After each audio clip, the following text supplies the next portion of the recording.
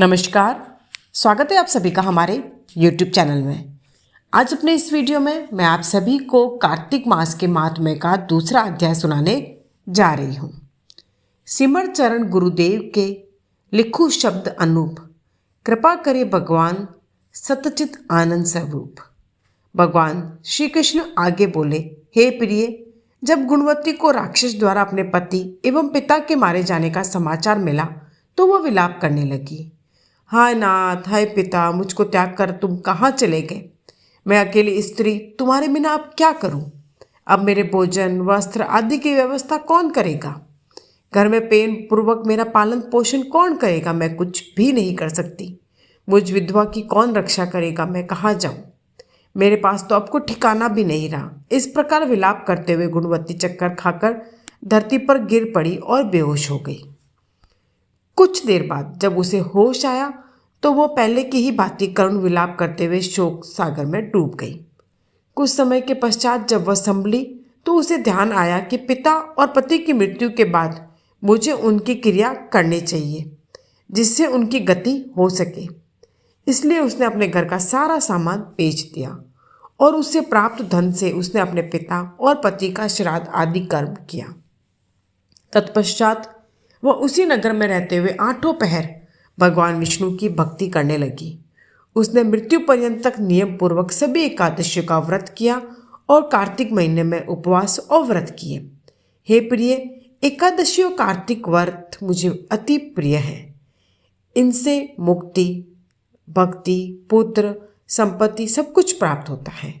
कार्तिक मास में जब तुला राशि पर सूर्य आता है तब ब्रह्म मुहूर्त में उठकर स्नान करने और व्रत और उपवास करने वाले जातक मुझे बहुत प्रिय हैं, क्योंकि यदि उन्होंने पाप भी किए हो तो भी स्नान और व्रत के प्रभाव से उन्हें मोक्ष प्राप्त हो जाता है। कार्तिक में स्नान, जागरण, दीपदान और तुलसी की पौधे की रक्षा करने वाले मनुष्य साक्षात भगवान विष्णु के समान हैं। कार्तिक मास में मंदिर में झाड़ू लगाने वाले, स्वास्तिक बनाने वाले और भगवान विष्णु की पूजा करने वाले मनुष्य जन्म मरण के चक्कर से छुटकारा पा जाते हैं। यह सुनकर गुणवती भी प्रतिवर्ष श्रद्धापूर्वक कार्तिक का व्रत और भगवान विष्णु की पूजा करने लगी।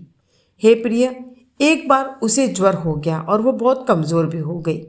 फिर भी वह किसी प्रकार गंगा स्नान के लिए चली गई। गंगा तक तो वो पहुंच गई, परंतु शीत के कारण वह बुरी तरह से काँप रही थी। इस कारण वह शिथिल हो गई।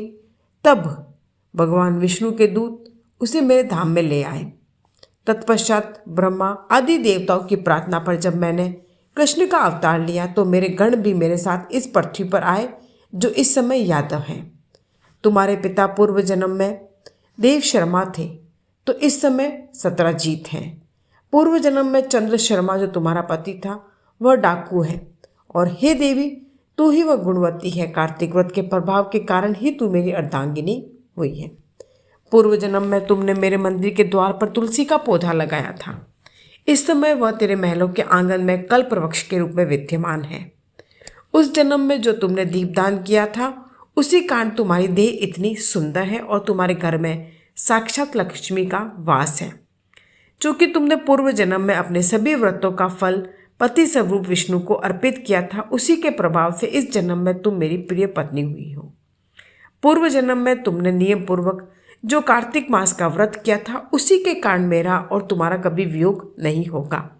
इस प्रकार कार्तिक मास में व्रत आदि करने वाले मनुष्य मुझे तुम्हारे समान प्रिय हैं।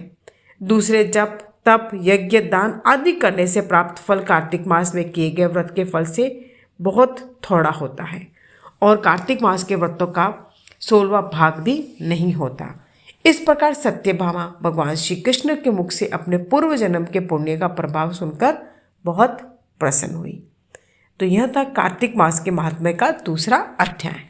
यदि वीडियो पसंद आया हो तो वीडियो को लाइक कीजिएगा। चैनल पर पहली बार आए तो चैनल को सब्सक्राइब करके बेल आइकन जरूर प्रेस कीजिएगा। जय श्री कृष्ण।